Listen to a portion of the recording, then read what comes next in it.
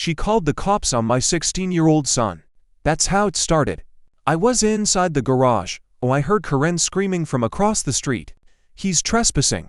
Arrest him right now. My son, Ion, was standing on our own driveway, holding a basketball. Two patrol cars pulled up like we were running some crime ring.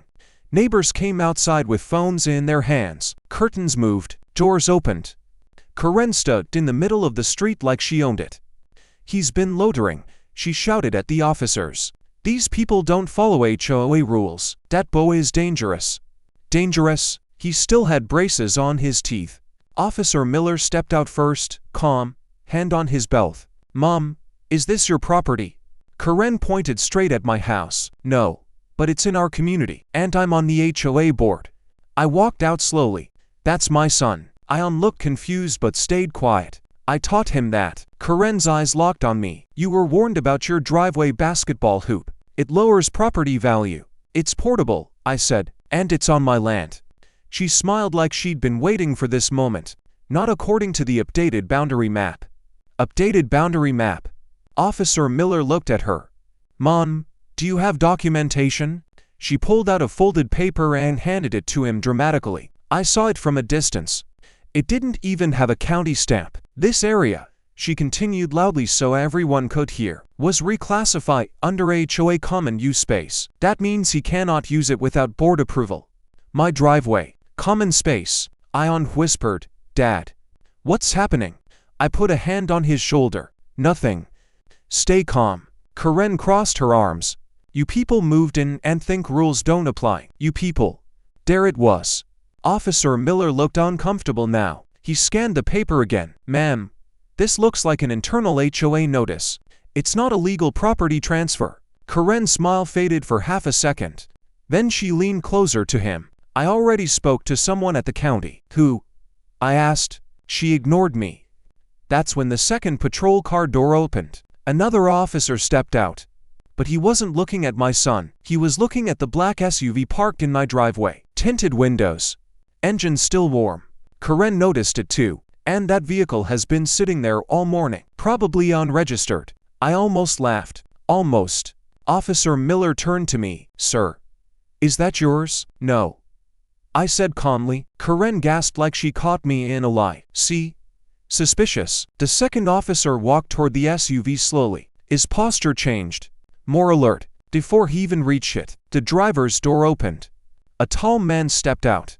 Then another from the passenger side, both wearing simple jeans and hoodies. But their posture, straight, controlled, watching everything. Karen scoffed. More loitering. One of the men looked at her, then at me. Ion, he said calmly, you goat? My son nodded. Yes, sir. Sir. Karen blinked. Who are these men? I didn't answer. Officer Miller straightened up. Gentlemen, can I ask what you're doing here? The taller one reached into his pocket slowly. Karen gasped dramatically. Oh my God, he's armed. He pulled out a wallet, flipped it open. The officer's entire attitude changed into seconds. Yes, sir. Officer Miller said, immediately. Karen froze.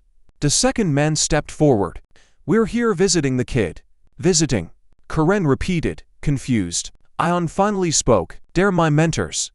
Karen laughed loudly. Mentors? From where? Some street gang. The tall man looked at her again. This time he didn't smile. Ma'am, he said evenly, you might want to lower your voice. She stepped closer instead. This is a private HOA community. You cannot just bring strangers here. The second officer spoke quietly into his radio.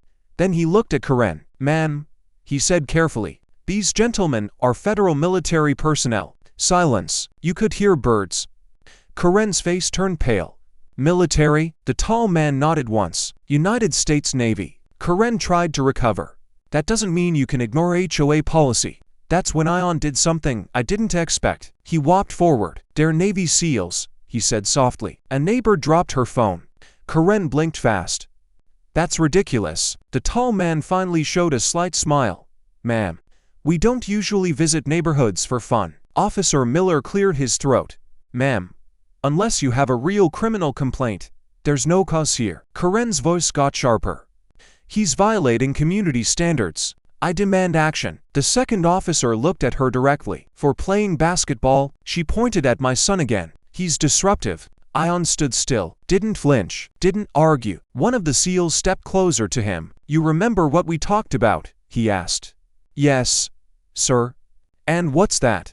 Stay calm. Let truth do the work. Karen looked between them. What is this? Some intimidation tactic? I finally spoke clearly so everyone could hear. My son just got accepted into a youth leadership program run by decorated Navy SEAL veterans. Murmurs started. I continued. They came today to surprise him, to welcome him. Karen's mouth opened slightly. The tall SEAL looked at Ion again. We heard someone was giving you trouble. Ion glanced at Karen, then looked away. I'm fine, he said. Karen tried one last time. This doesn't change HOA violations. Officer Miller folded the fake paper and handed it back to her. Ma'am, you filed a false police report claiming trespassing. Her face snapped toward him. Excuse me? This is their property. She stepped back. The map is not registered with the county. And then, the tall SEAL asked a quiet question. Sir, he said to me, you still have that survey document? I nodded slowly. It's inside. Karen's eyes widened just slightly. She hadn't expected that. She definitely hadn't expected the next part. Because as I turned to go inside, the second SEAL looked at her and said calmly, Ma'am, you might want to start thinking about why the federal government has a copy of that same survey. Her confidence cracked. What? She whispered. Officer Miller looked confused now too. I paused at the door and looked back at everyone. Because, I said quietly, this land isn't just mine. Karen swallowed. It's protected. And that's when the black SUV's rear door opened, and someone else stepped out. The new figure was smaller, almost unassuming, but the presence hit harder than any yelling Karen could muster. He carried a thin folder, and when he opened it, every officer, neighbor, and Karen herself leaned in. Inside were county-approved deeds, notarized surveys, and official stamps proving our property lines extended far beyond what Karen's HOA maps claimed. Karen's face twisted. This can't be real, she whispered, her voice shaking now. One of the SEALs stepped beside me. It is. You tried to manipulate local authorities with fake papers, ma'am. That's called filing a false report. Her eyes darted from the deeds to the officers. I didn't. You thought you could bully us into compliance, I said, my voice calm but firm. You didn't expect that we could fight back legally and physically, if needed. The neighborhood crowd had gone quiet. Phones lowered. Even the nosy neighbors who always cheered Karen's chaos looked uneasy. Karen's HOA board badge clinked as she fumbled with it. You can't. This isn't. I'm on the board. Officer Miller shook his head slowly. Being on a board doesn't override the law. He looked at Karen, stern and threatening. A minor filing false claims. That's serious. Karen's lips trembled. You don't understand. This is tradition. Rules. Community. The SEAL closest to her gave a low chuckle. Tradition doesn't let you harass children, Karen. She froze. Then, slowly, she turned toward the street. Realizing the crowd now saw her not as a powerful enforcer, but as someone exposed, vulnerable, angry, and wrong. My son's eyes met mine. Dad, are they really SEALs? Yes, I said quietly. And they've got your back. Karen's voice dropped to a hiss. This isn't over. I smirked slightly. It is, right now. But as she stormed off, muttering under her breath, Officer Miller kept his hand on her shoulder. Ma'am, you're going to have to come with me. Filing a false report and threatening a minor, that's arrestable. Karen spun toward him, disbelief and fury battling on her face. You can't. I'm HOA. This is my neighborhood. The officer raised an eyebrow. Your neighborhood. The law doesn't see it that way. The deeds and the federal oversight do. She finally seemed to realize that the game was over. The small whispers from the crowd grew louder. Neighbors pointed. Phones recorded. Her reign of intimidation had collapsed in front of everyone. I turned to Ion. Go inside. Call your mom. He nodded, running toward the house, leaving Karen's tantrum outside. The SEALs lingered, scanning the neighborhood with quiet authority. One of them whispered to me, you sure you want to play it safe now? Because if she comes back. I trust the law, I said. The tall SEAL smiled faintly. Good answer. Most people don't. And just as Karen was being led toward the patrol car, muttering incomprehensible threats, The final twist revealed itself. The black SUV's trunk opened, and inside were boxes of documents, emails, recordings, and secret HOA filings proving she attempted to manipulate more families in the community. Not just us. A ripple of murmurs went through the neighbors. The woman who used to wave at Karen politely now pointed toward the SUV. "You did all this?" Karen froze again. Her eyes flickered between the officers and the SUV. For the first time, she realized the game she had played for years had been documented, tracked, and exposed. I turned back to my son, who had just peeked from the doorway. "Ion, looks like justice works in our favor today," he grinned. "And we didn't even have to shoot hoops with her." The tall SEAL chuckled, ruffling Ion's hair. "Sometimes, winning is all about patience, and making sure the truth comes out." Karen sat in the patrol car, hands gripping the edges, muttering under her breath. But the crowd was no longer afraid. They had witnessed the collapse of a tyrant. And as the SUV's doors closed and the officers began documenting evidence, I knew this was just the beginning of the story, but the first victory was ours. Ion whispered, "Dad, do you think she'd come back?" I shook my head, smiling. "She might try, but this neighborhood, and this family, we're not scared anymore." From inside, I could hear my wife calling. It was time to let her know the chaos had finally ended, at least for today. And somewhere deep down, I knew the real twist wasn't just Karen being exposed. It was that the neighborhood, the community, had seen the truth unfold, and that alone would change everything. Karen sat in the back of the patrol car, her face red and sweaty, gripping the seat edges like they were life rafts. Every so often, she peeked at the SUV across the street, the one holding all her misdeeds documented, even from inside the car. The murmurs of neighbors talking about her false reports and her fake HOA notices reached her. She could hear the disbelief in their voices, the shock that the supposedly untouchable queen of the community was finally being exposed.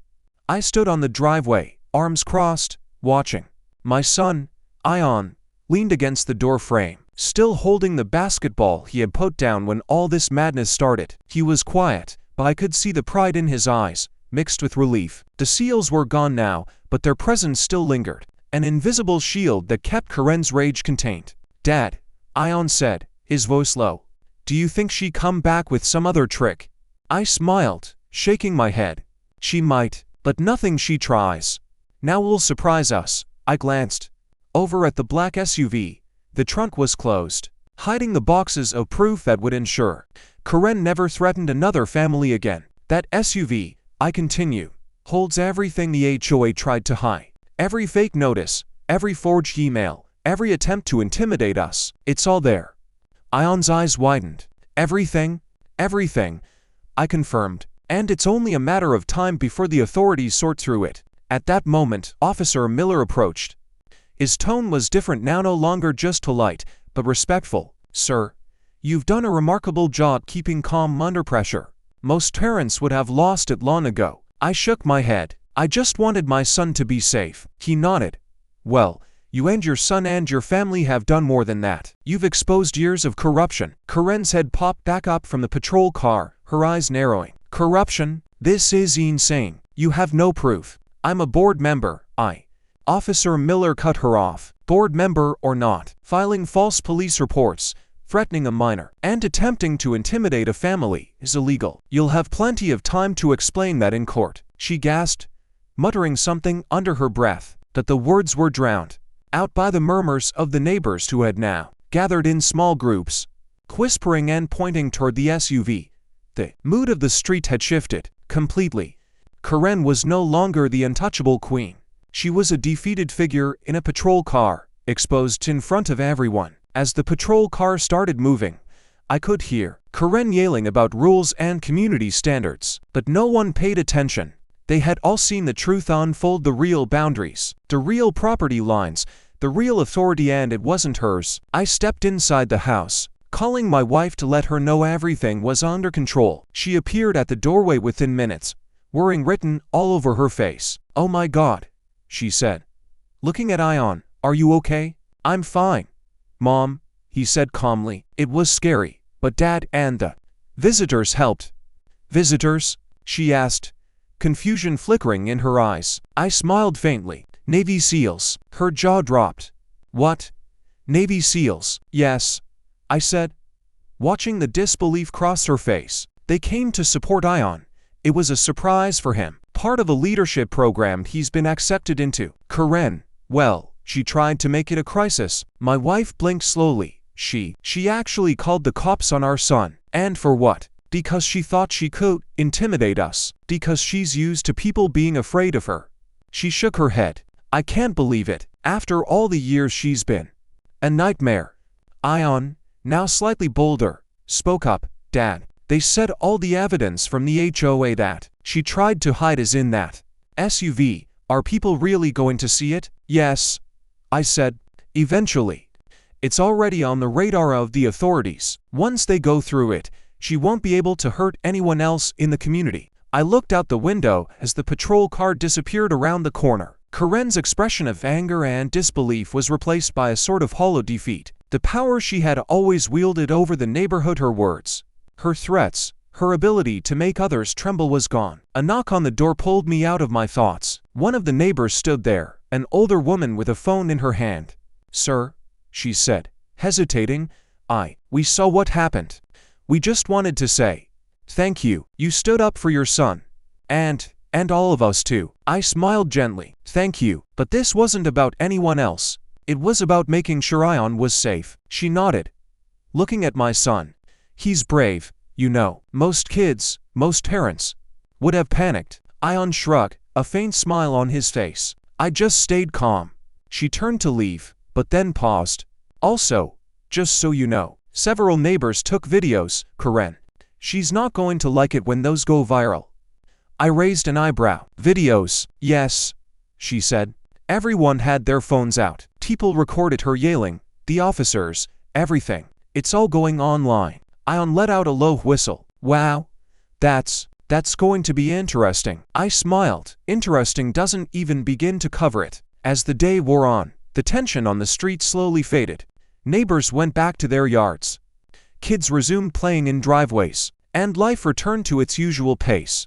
But the undercurrent of change was undeniable. Karen's reign of fear was broken. The exposure, the evidence, the truth, all of it was out in the open. And for the first time in years, people could breathe freely without fear of arbitrary HOA rules and intimidation. Yet, even with the neighborhood seemingly calm, I knew the story wasn't over. Karen was resourceful. She had always been. There would be attempts, calls, complaints, legal maneuvers. But now, with our evidence, our allies, and the truth on our side, we were ready. Later that evening, I sat with Ion and my wife on the porch. The sky was painted with orange and pink hues as the sun set. The air was calm, almost peaceful, but the memory of the day's chaos still lingered. Ion finally spoke, breaking the silence. Dad, do you think they'll ever try something like that again? I took a deep breath. Maybe. But if they do, we'll be ready. And this time, the neighborhood knows the truth. He smiled faintly. It's weird. I never thought I'd say this, but I feel proud. Not just for me, but for everyone. My wife nodded. Today showed all of us what happens when someone tries to abuse power, and how truth and courage can stop it. The porch light flickered on as night settled in. Shadows stretched across the driveway, and I could see the faint outlines of neighbors watching from behind curtains, whispering about the day's events. Karen's threats, her fake authority, her intimidation tactics, they had all crumbled. And yet, there was an uneasy feeling, a tension that refused to fully disappear. Karen was smart, cunning, and vindictive. The evidence, the patrol cars, the Navy SEALs, it had all been a surprise. Next time, she might plan differently. Next time, she might try something more subtle, or more dangerous. I glanced at Ion, who was staring at the empty street. Dad, I think she's plotting, he said quietly. I'm sure she is, I said, but we'll be ready, always. Just then, the black SUV that had been parked across the street started its engine. The SEALs returned, quietly, without fanfare. They had unloaded some boxes from the trunk, leaving official copies of the documents inside my garage.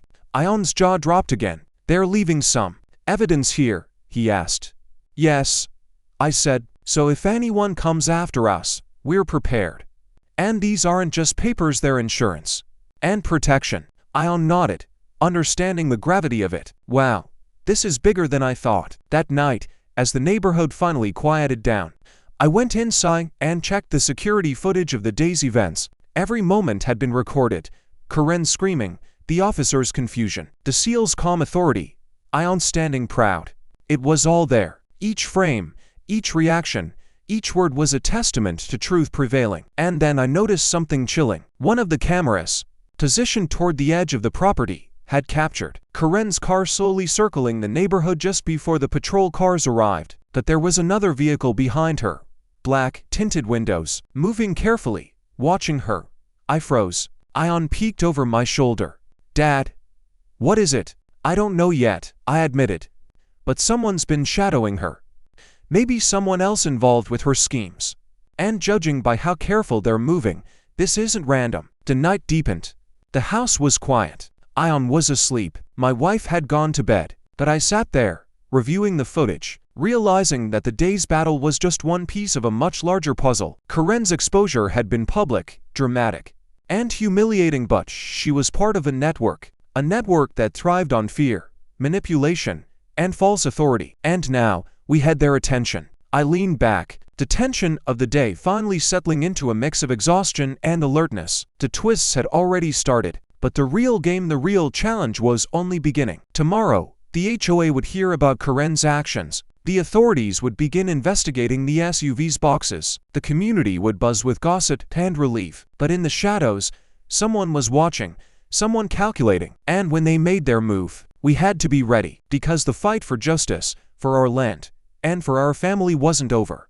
Not by a long shot. The next morning, the neighborhood felt different. The usual quiet hum of lawns and sprinklers was punctuated by whispers, pointing fingers, and the occasional phone recording. Corinne's absence was noticeable. No HOA emails, no threats, just silence, but it was heavy, like a storm had passed. I stepped outside with Ion, coffee in hand. He held the basketball. That there was no urgency to play today wasn't about hoops, it was about the victory we had earned. Officer Miller arrived unexpectedly, a faint smile on his face. Sir, just wanted to confirm that everything is in order. The evidence from yesterday has already started a chain reaction. Corinne's HOA authority has been suspended pending investigation. The false police report she filed. She's officially facing charges. Ion's jaw dropped.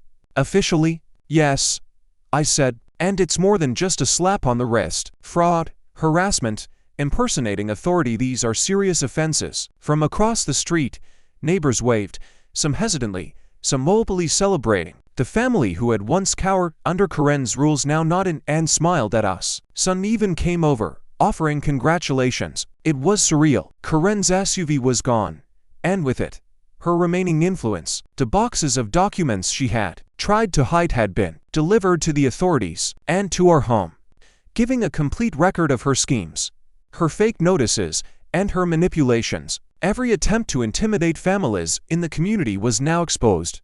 Ion's eyes lit up. So, she can't touch anyone else? Nope, I said, ruffling his hair. She can't touch anyone anymore. Later that afternoon, my wife, Ion, and I sat on the porch, watching kids play across the street without fear. The chaos from yesterday felt like a bad dream, but the satisfaction was real. Dad, Ion said, tossing the basketball lightly, I never thought I'd see the neighborhood turn against her like that. Most people don't realize how much power they give to fear, I said. Once the truth comes out, that power disappears. Just then, my phone buzzed. A message from the leadership program coordinators. They wanted to highlight Ion's bravery as part of their mentorship story. I smiled, realizing that even a small act of courage, standing up calmly, letting truth and law do the work, could ripple far beyond our driveway. The day faded into evening. Lights turned on across the street. Corinne's house was quiet, the only sound the occasional car passing by. The HOA board meetings she had dominated for years would now face scrutiny. Any families she had tried to intimidate would finally see justice. And as I sat there, looking at my son playing catch with a neighbor across the street, I realized something important. The fight wasn't just about land, rules, or even Corinne. It was about courage, truth, and standing for what's right even when it feels impossible. Ion caught the ball and looked at me, smiling. We did it, Dad. Yes, I said softly, we did. The neighborhood had witnessed the collapse of an entitled tyrant. Justice had been served without violence, without vengeance, only with patience, proof, and courage. And in that quiet, victorious moment, I knew this was more than a win for our family. It was a reminder to everyone that no one, no matter how powerful they think they are, can bully the truth into hiding. Karen would be remembered, but not as the ruler she thought she was. She would be remembered as the one who underestimated a calm family, a brave teen, and the law. And as night settled over our street, the lights of the houses flickered like a quiet celebration. Freedom, justice, and family safety had won. Ion yawned, leaning against my shoulder. "Dad, can we play basketball tomorrow?" I laughed softly. "Sure, but tomorrow, we play on our terms." And for the first time in years, the neighborhood, our family, and even Ion felt completely safe. The HOAS shadow of fear was gone. Karen's tantrums were a memory. And the house, our land, and our driveway belonged entirely to us. Because in the end, the real victory wasn't just winning the fight, it was proving that courage, truth, and calm resolve can topple even the most entitled and manipulative power.